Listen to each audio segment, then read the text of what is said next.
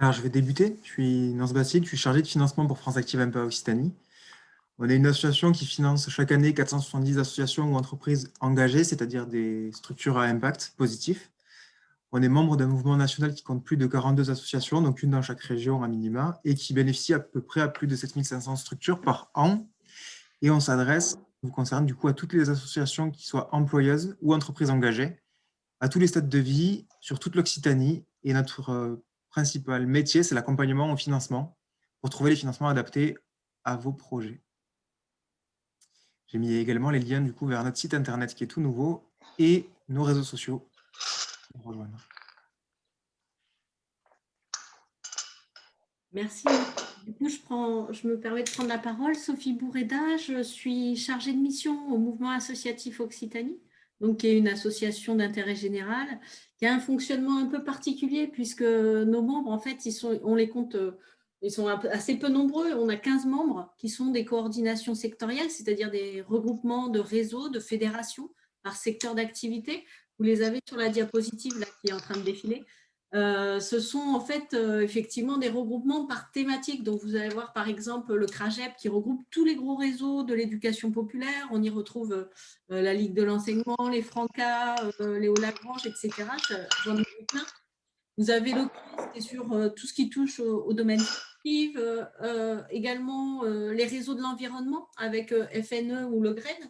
Et l'idée, c'est vraiment de mettre autour de la table tous ces gros réseaux pour partager en fait les besoins des associations sur le territoire régional et défendre ensemble des stratégies de pérennisation et de développement pour les associations auprès du grand public, des assos elles-mêmes, des entreprises, mais aussi et surtout des collectivités. Et du coup, on va vous en exposer quelques-uns en détail ensuite, mais on porte du coup des dispositifs, je dirais, un peu plus techniques et opérationnels d'appui aux associations, notamment le parcours adresse, dispositif d'accompagnement à la création sur Toulouse Métropole. On accompagne toute structure de l'économie sociale et solidaire dans le cadre du parcours adresse, dont fait partie MPA et les IF d'ailleurs. On porte également le DLA, on y reviendra un peu plus en détail ensuite, mais on porte le DLA régional et Nons viendra compléter pour dire que MPA porte le DLA de la Haute-Garonne. On vous expliquera en quoi ça consiste, mais en gros, ça permet d'accompagner les associations sur tout un pan de l'activité. L'animation des réseaux de parrainage et marrainage pour l'emploi qui nous intéresse peut-être un peu moins aujourd'hui. Et puis, je vais laisser mon collègue Benjamin peut-être dire un mot sur la cellule de prévention qu'il présentera un peu plus en détail. Oui, je détaillerai ça tout à l'heure, mais une cellule qui accompagne les associations dans leur phase de difficulté. Ça marche. Et puis moi, donc, un peu plus en charge de tout ce qui touche au conseil aux associations au fil de l'eau. Et donc, je me permets d'enchaîner de suite sur la suite parce qu'on a un vrai challenge aujourd'hui. On a 1 heure pour vous présenter les dispositifs d'accompagnement et on en a fait une petite sélection. Donc, je reviens un petit peu en arrière sur le sommaire pour vous présenter un peu nos choix de présentation. D'abord, vous présenter les rendez-vous mensuels aux associations des quartiers politiques de la ville de Toulouse Métropole. Une présentation du dispositif à son consulte où on est vraiment sur des consultations ponctuelles de juristes ou de professionnels du chiffre. La cellule que vient de citer Benjamin Prévasso. Le fonds d'urgence ESS qui sera présenté par Nance. Également, il présentera les pré-relèves solidaires et puis on vous a fait une petite fiche ressources pour trouver un petit peu où s'orienter dans tout ça. Donc, je démarre avec les rendez-vous mensuels aux assos. Évidemment, n'hésitez pas à poser des questions dans le chat et puis on va essayer de vous laisser quelques minutes à chaque fois pour nous poser des questions sur chacun des dispositifs. Donc, sur les rendez-vous mensuels aux associations qui agissent dans les quartiers politiques de la ville, en fait, c'est une action qui est assez historique puisqu'on propose depuis au moins 6-7 ans des réunions d'information au centre social Bellefontaine à destination des associations et porteurs de projets. Et évidemment, vu la période qu'on traverse actuellement, on l'a fait en webinaire. Ce n'est pas très original. Et là où c'est intéressant, c'est qu'effectivement, on le dédie spécifiquement aux assos qui agissent sur les territoires politiques de la ville, parce que d'une part, ça permet d'être en petit comité et donc de favoriser les échanges, ce qui n'est pas toujours évident, on le voit en webinaire, qu'on a des temps très compactés. Donc, l'idée, c'est vraiment d'être dans l'échange, de faire réseau. Et c'est aussi des structures qui peuvent avoir des spécificités propres. Par exemple, le lien aux habitants qui va être un petit peu différent, je dirais, que d'une association culturelle ou sportive sur un autre secteur. Donc, ça a été le choix de l'orienter uniquement sur les assos qui agissent sur les territoires politiques de la ville. Et l'idée, c'est de sensibiliser à des thématiques qui nous paraissent d'actualité ou importantes pour les associations. Donc, on est vraiment sur un premier niveau d'information où on va faire intervenir le mouvement asso, mais aussi, je dirais, tout un tas d'interlocuteurs de l'écosystème pour se repérer en fait dans cet environnement et transmettre quelques outils. Alors là, je vous présente le programme du premier semestre. On a fait vendredi dernier un premier webinaire dédié aux assemblées générales. C'est d'actualité, hein, 3/4 des assos proposent leurs AG de mars à juillet. Donc voilà, c'est pour ça qu'on a fait cette thématique. Ensuite, on a l'animation à distance, l'animation de groupe à distance, parce qu'on le voit aujourd'hui, on est beaucoup en mail, et là, il y a un vrai enjeu à maintenir le lien avec les adhérents. Voilà.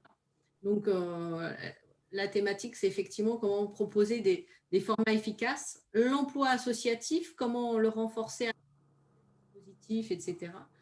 Ensuite, le numérique, un enjeu pour les associations, et le projet associatif, comment l'adapter, en tout cas pour la rentrée, comment l'anticiper. Voilà un petit peu le programme du premier semestre. Donc, si vous le souhaitez, vous pouvez, voilà la présentation sur les rendez-vous mensuels des assos qui agissent sur les QPV. Vous pouvez poser des questions si vous le souhaitez, sinon on enchaînera. Alors, je ne vois pas de questions dans le chat pour l'instant.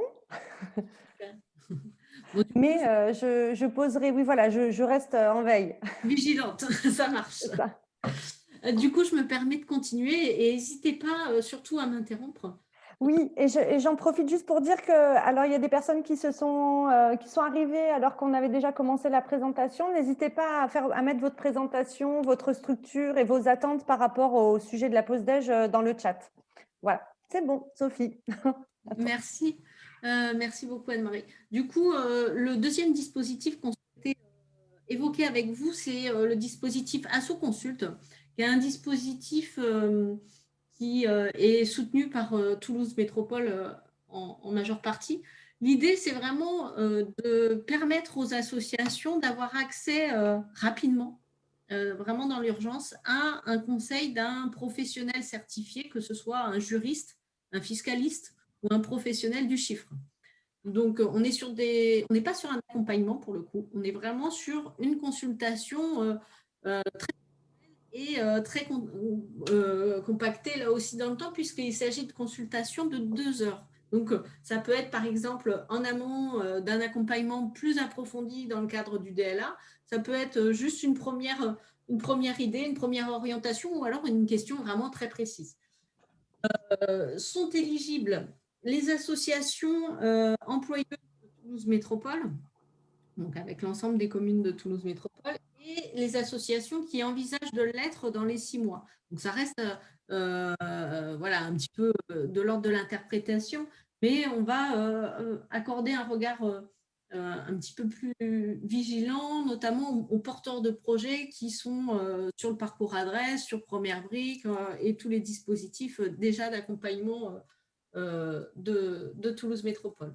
Et donc, comme je vous le disais, effectivement, ça ouvre droit à 2 heures de consultation individuelle et gratuite auprès d'un professionnel, et ça peut prendre différentes formes. Soit on est sur effectivement une forme d'analyse, d'information, de conseil. Ça peut être aussi de la médiation, de la conciliation entre les responsables associatifs et des adhérents, ou avec des tiers sur, par exemple, des paiements, etc. Ça peut être une assistance dans les démarches ou de l'aide à la rédaction. Par exemple, ça peut être l'aide à la rédaction des statuts tout bêtement, mais ça peut aller beaucoup plus loin, par exemple, avec le remplissage d'un rescrit fiscal ou des choses comme ça. Et puis, dans ce cadre-là, on propose aussi quelques webinaires de sensibilisation. Mais vraiment, le cœur du projet, c'est la mise en place de rendez-vous avec des professionnels. Et la démarche, pour pouvoir solliciter AssoConsult, il s'agit en fait de remplir un petit formulaire qui se remplit assez rapidement. Une dizaine de minutes devrait suffire, où vous vous identifiez et vous identifiez surtout le besoin. Nous, au mouvement associatif, on vous rappelle dans un délai de 72 heures, parce que l'enjeu ici, c'est vraiment d'être réactif. Et donc, avec vous, on vous délivre un premier niveau d'information sur la thématique pour avancer le plus possible avant la consultation. Et surtout, on resserre avec vous la problématique qui sera proposée aux professionnels qui vous recontactent en fait dans les 8 jours qui suivent. Donc, on a un prochain rendez-vous en webinaire qui est fixé le 18 juin. Voilà pour AssoConsult. Alors, je vois qu'il n'y a toujours pas de… Alors, il y a une petite question. Si ? Ah, C'était Adriana, mais ça tu veux m'était… pas le dire? Vas-y. Oui, pardon, je l'ai posé sur le chat. Non, en fait, je me demandais si sur ce programme AssoConsult, le statut juridique de coopérative pouvait aussi être éligible sur cette… Ouais, le titre du dispositif peut être trompeur, mais effectivement, c'est éligible à toutes les structures de l'ESS, donc tu fais bien de le souligner. Effectivement, c'est éligible aussi aux coopératives, qu'on soit SCOP, SIC, ou même sur des statuts plus classiques, type SAS ou SARL avec un agrément ESUS. D'accord, parfait, merci beaucoup. Donc, peut-être que je peux laisser la parole à Benjamin pour présenter la cellule. Alors, si une consultation de 2 heures ne suffit pas à résoudre le problème, ce qui peut malheureusement arriver, Prévasso vient d'être créé à l'initiative de France Active Occitanie et du mouvement associatif Occitanie avec le soutien du Conseil régional Occitanie. On peut peut-être avancer. C'est une cellule donc, de prévention et d'accompagnement des associations en difficulté. Je vais faire très très rapidement le public et les questions. Là, pour le coup, c'est ciblé associations employeuses uniquement. Pour une raison simple, c'est qu'une association qui est dans une grande difficulté, elle relève de dispositifs particuliers, en particulier en phase de cessation de paiement. Elle relève du TGI et non des tribunaux de commerce, contrairement aux entreprises et aux entreprises de l'ESS, du coup, qui elles aussi relèvent du tribunal de commerce. Donc là, ça ne s'adresse qu'aux associations stricto sensu, employeuses, qui doivent prendre conscience de leur situation et aborder leurs difficultés, outillées pour aborder la suite. On peut avancer peut-être sur les diapos, je vais passer rapidement. Alors, quelles sont les associations concernées? Ce sont des associations employeuses, je l'ai dit, en rupture de trésorerie dans les 12 mois à venir. Alors, vous ne savez pas si vous êtes en rupture dans les 12 mois à venir ou pas. C'est un des objets, c'est de venir nous voir. On va vous accompagner dans le fait de déterminer si votre plan de trésorerie tient le choc des 12 prochains mois ou pas. C'est un critère important. Il y a un autre critère parce que on est dans l'économie sociale et solidaire, on n'est donc pas obsédé par les questions financières et ça peut être d'autres indicateurs de crise. Si différents indicateurs se cumulent, déficit récurrent évidemment, mais également fragilisation de la gouvernance, autres situations de crise qui se cumulent, auxquelles l'association ne va pas pouvoir faire face toute seule et a besoin d'une intervention d'urgence, Prévasso va pouvoir accompagner avec une cellule multipartenariale qui implique donc les différents services déconcentrés de l'État. On va accueillir de façon confidentielle la difficulté de l'association. Elle nous contacte, on l'aide à faire le point sur sa situation, personne n'en sera informé, et on l'aide à communiquer sur sa situation de crise.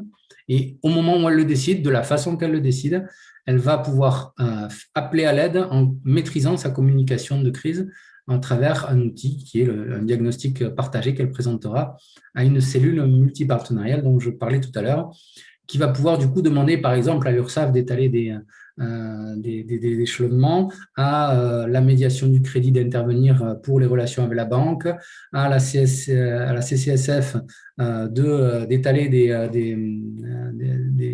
dettes envers les impôts, à voilà, de faire toutes les démarches qui vont permettre d'aplanir un petit peu la difficulté.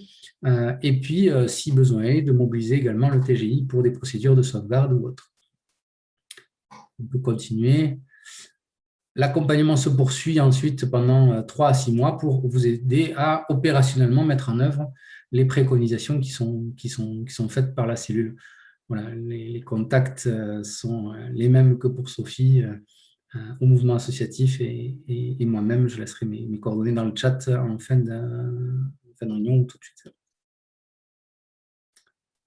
Est-ce que vous avez des questions sur Prévasso? À quoi ça sert? Est-ce que vous en avez besoin?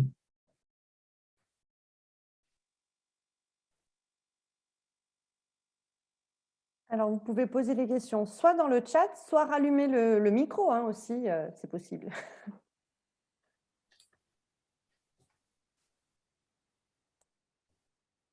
Je ne sais pas si j'ai insisté dessus, mais donc c'est un dispositif qui est en partenariat avec France Active Occitanie, si je crois que je l'ai dit. On sera deux chargés de mission pour vous accompagner, un de MPA, France Active, et un du mouvement associatif Occitanie.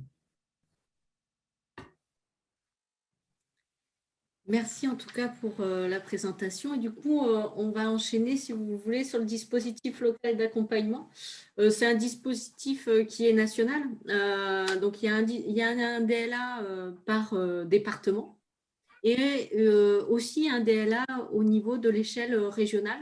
Pour cette raison que le mouvement associatif anime le DLA régional et Midi-Pyrénées Active anime le DLA de la Haute-Garonne. Donc, on mène effectivement pas mal d'actions en coopération entre mouvements associatifs et MPA, Midi-Pyrénées Active.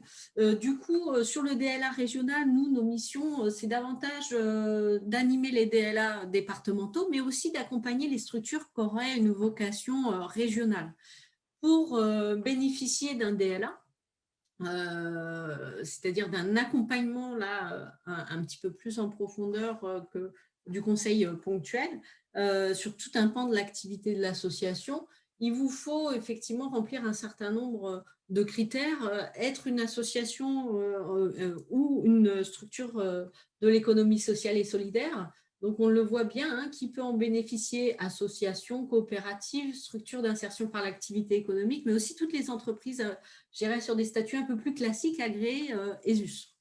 Et là, il s'agit effectivement d'une démarche volontaire et participative. Le coût de l'accompagnement est pris en charge par le dispositif. On est sur des financements multiples hein, de l'État, de la région, et puis j'en oublie sans doute, mais voilà, c'est assez varié et hybride comme modèle économique. Et on va pouvoir répondre à une multiplicité de besoins. Ça peut être effectivement, et c'est souvent le cas, une réflexion sur le projet associatif dans son entier. Parce qu'effectivement, quand on sollicite le DLA, ça peut être lié à une problématique financière, numérique, liée à l'emploi. Et finalement, quand on tire et on démêle un petit peu tout ça, on se rend compte que finalement, il faut souvent revenir à la base, aux fondamentaux et donc au projet associatif. C'est pour ça qu'on le voit apparaître en premier. Donc, effectivement, ça peut aussi être une question de réorganisation interne, de re-questionner le modèle économique. On a pas mal de demandes sur la mise en œuvre aussi de nouveaux outils de gestion ou sur des problématiques liées à des conflits entre salariés et dirigeants. Voilà, donc ça peut être très varié, mais en tout cas, on est sur tout type de problématiques qui peuvent toucher les structures de l'économie sociale et solidaire. Donc, du coup, pour vous faire accompagner, je vais peut-être laisser Nance vous expliquer. Ça te va, Nance, ici, si je te passe la parole? Oui, très bien. Ouais. Du coup, je vais juste compléter ce que tu disais auparavant. Donc, effectivement, notre premier métier à France Active, c'est le financement. Notre second métier, c'est l'accompagnement. Et cet accompagnement, il se fait entre autres au travers des dispositifs locaux d'accompagnement que l'on porte du coup sur la Haute-Garonne, comme tu l'as dit Sophie, mais aussi sur les Hautes-Pyrénées et sur le Tarn-et-Garonne.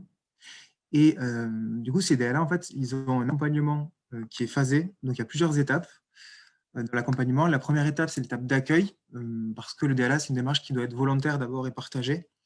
Donc, il y a une phase d'accueil pour bien qualifier cette démarche-là et les besoins qui ont été identifiés par la structure. Il y a une phase de diagnostic ensuite qui sera partagée avec le directeur ou la directrice, mais aussi les parties prenantes, donc parfois administrateurs ou salariés. Et ensuite, on se dirige sur la phase d'intervention d'un prestataire du DLA, du coup, qui est une phase d'accompagnement par une personne qui est mise à disposition gratuitement par le DLA, qui va accompagner sur les thématiques qui ont été identifiées lors du diagnostic. Généralement, ça se fera en plusieurs demi-journées ou journées pour laisser du temps d'intercession à la structure pour travailler en fait, sur les enjeux qui ont été identifiés. Et enfin, on finira par la phase de clôture et de suivi suite à l'accompagnement. Je ne sais pas, Sophie, si tu veux compléter par d'autres étapes qui te semblent importantes. Pour moi, c'était les plus importantes et les étapes prioritaires. Complètement. Enfin, non, je ne vois pas, ça a été tout à fait complet comme présentation. Donc, il n'y a aucun souci là-dessus. Du coup, on peut enchaîner, à moins qu'il y ait des questions sur les DLA, sur les outils financiers pour les structures qui sont en difficulté. Et à commencer par le fonds urgence ESS. Donc, pour ceux qui n'en auraient pas entendu parler, c'est un fonds qui est mis en place par le secrétariat d'État chargé de l'économie sociale et solidaire et responsable et qui est piloté par France Active MPA Occitanie au niveau de notre région. En fait, c'est une prime de 5 000 à 8 000 € selon le nombre d'ETP de l'association, qui n'a pas de contrepartie. Donc, c'est une subvention sans contrepartie. Elle s'adresse aux associations qui ont entre 1 et 10 salariés, quel que soit le nombre d'ETP, et qui sont impactées par la crise sanitaire et sociale. Donc, c'est une prime qui doit venir renforcer la trésorerie des associations et éviter justement qu'elles se retrouvent dans des situations de tension de trésorerie et dans l'incapacité de payer les salaires, par exemple, ou de régler des dettes fournisseurs, etc. Pour la solliciter, c'est assez simple. Il suffit d'aller sur le lien que j'ai copié, donc le site urgence-ess.fr. Il y a une petite présentation de l'association à faire sur Internet. Ensuite, vous recevez un dossier plus complet qu'il faut nous retourner. Et une fois qu'on a ce dossier, on met à peu près une semaine à instruire et à mettre en place les financements. Donc, c'est des financements qui sont quand même assez rapides. Et vous en avez, ça fait combien de temps que vous l'avez mis en place? Est-ce que c'est une durée limitée là pour encore proposer son dossier? Alors, on l'a mis en place il y a 1 mois. Il y a des comités toutes les semaines. Et en fait, il n'y a pas de date limite pour envoyer les demandes. La contrainte, par contre, c'est l'enveloppe globale qui a été allouée. Et donc, plus la structure attend pour le fonds urgence, et moins il y a de chances qu'il reste des primes disponibles. Donc, le plus tôt, ça reste le mieux. Et le but, du coup, c'est de le solliciter rapidement, mais aussi de façon complète, c'est-à-dire avoir un dossier qui est complet pour qu'on puisse, nous, ensuite engager les fonds. Là, on a épuisé pour le moment plus de la moitié des primes. Déjà? Ah oui. On va être assez réactif sur l'envoi des demandes. Et ça fait combien de projets du coup accompagnés, enfin aidés? En tout, pour le département, il y a plus d'une 50aine de primes. D'accord. Pour l'Haute-Garonne. Je fais un tout petit peu le lien avec la question d'Anne-Marie par rapport à cette deadline, par rapport aux autres programmes que vous avez présentés, à ce consulte, DLA, etc. Est-ce qu'il y a des dates limites pour présenter? Est-ce que c'est des programmes qui sont pérennes au sein de vos structures? Les premiers programmes que nous avons présentés sont tous pérennes. Enfin pérennes, en tout cas pour 2021, 2022, 2023. Pour la suite, on verra bien. Mais fonds d'urgence ESS, là, c'est spécifiquement Covid. Merci.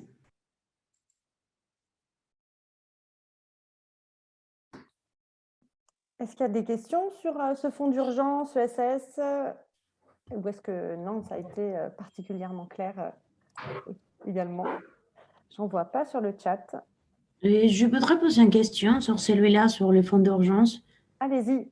Et Du coup, profitez-en pour vous présenter en introduction. oui, en effet, parce que je ne trouve pas l'autre chat en fait. Et c'est Daniela, je suis médiatrice pour l'association Liens Horizontaux à Bellefontaine. Et nous travaillons sur plusieurs pôles. Nous travaillons sur la culture, l'éducation, les familles et le pôle parentalité aussi.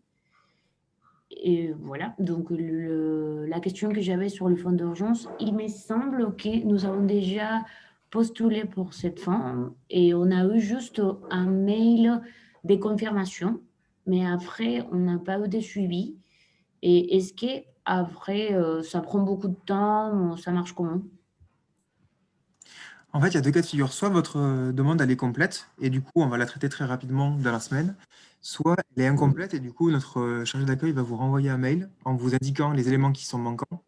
Comme ça, vous pouvez Ok, nous les renvoyer et votre dossier sera complet. ok, je vais aller revérifier parce que oui, il me semble que c'est celui-là qu'on avait fait. Donc, vous inquiétez pas, vous allez recevoir normalement un mail qui vous indique quels éléments il faudrait nous retourner pour que ça soit complet et qu'on puisse du coup l'étudier. Ok, merci.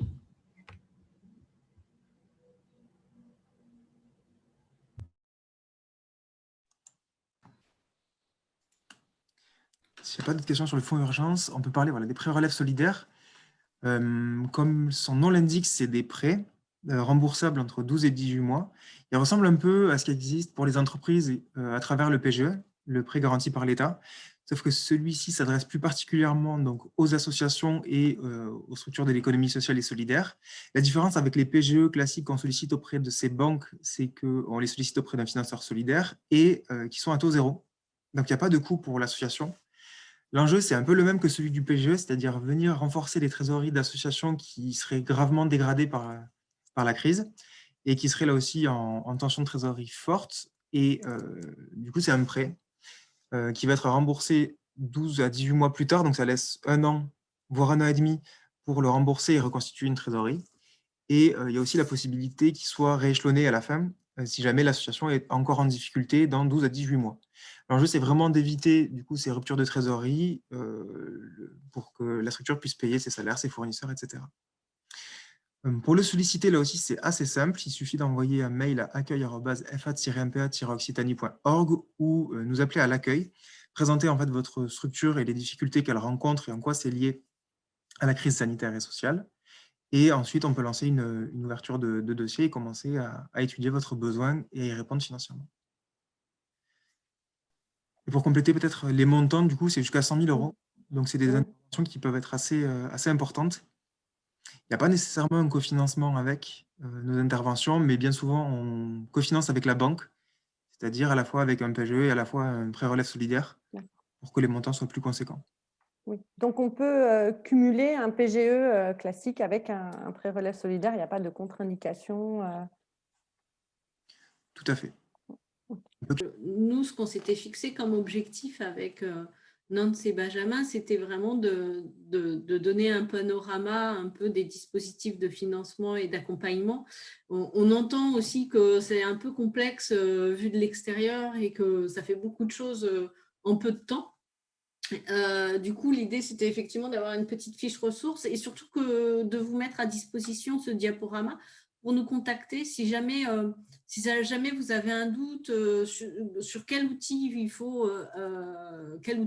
solliciter. Il ne faudra pas hésiter effectivement à nous contacter directement, que ce soit Midi-Pyrénées Active ou nous-mêmes, pour savoir où s'orienter. Là, l'idée, c'était d'avoir les grandes lignes. Mais après, c'est vrai que dans le détail et dans des cas particuliers, ça peut être compliqué de savoir sur quel dispositif agir. Des fois aussi, il y a un mix, c'est-à-dire qu'on va à la fois, je dis n'importe quoi, mais solliciter AssoConsult dans un premier temps, et puis en plus, on va s'orienter sur pourquoi pas urgence ESS ou un DLA, ou voilà. Donc, il y a aussi un mix en fonction des problématiques et de la chronologie. Il y a une question de chronologie des questions. Des fois, on a besoin d'avoir une réponse dans l'urgence ou avoir, en tout cas dans l'urgence, une grande ligne directive et puis ensuite de creuser pas à pas un peu la problématique et de dénouer un petit peu tout ça. Donc, n'hésitez pas, nous, on reste tout à fait disponible. Et puis, je vous disais, en termes de ressources, là, on a essayé de sélectionner, en tout cas, ce qui nous paraissait intéressant. On a mis en œuvre un petit outil qui n'est pas très sexy, mais qui est assez utile. Il s'agit d'un tableau type tableau Excel, en fait, où vous retrouvez toutes les ressources, outils à disposition des associations dans cette période que l'on traverse depuis un an.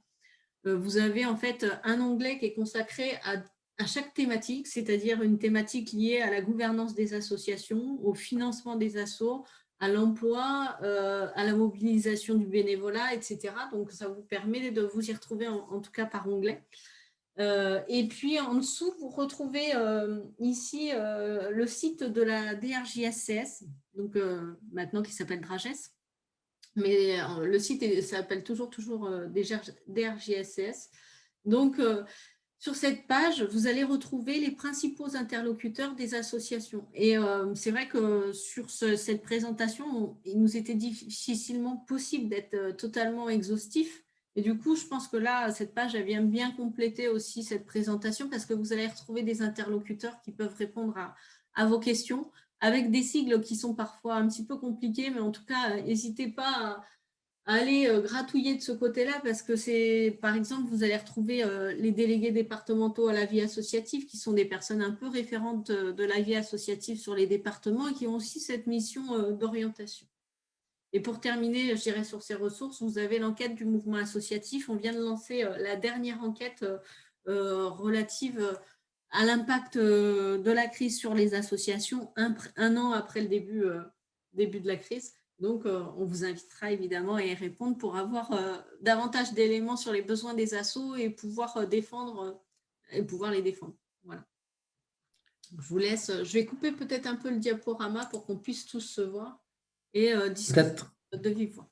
Peut-être un tout petit complément, Sophie. Je crois que le message qu'on a voulu faire passer, vous l'avez peut-être ressenti, c'est qu'il n'y a pas de concurrence entre tous ces partenaires, que ce soit de financeurs ou accompagnement des associations. On se connaît plutôt bien et n'hésitez pas à contacter n'importe lequel d'entre nous et on saura aussi, en fonction des situations que vous nous présenterez, vous dire peut-être ça vaut le coup que tu contactes aussi un tel, un tel, un tel. Et à ce titre, il y a un acteur que l'on n'a pas encore cité, qui est très efficace pour faire ce repérage-là, c'est la cellule association du département et qui, depuis qu'elle est en place, facilite pas mal l'aiguillage et la vie des associations. Tout à fait. Voilà, on se dit à très vite. J'espère pour une prochaine pause déj ou peut-être une rencontre en direct. On espère très vite. Merci. Merci beaucoup. Merci. Au revoir.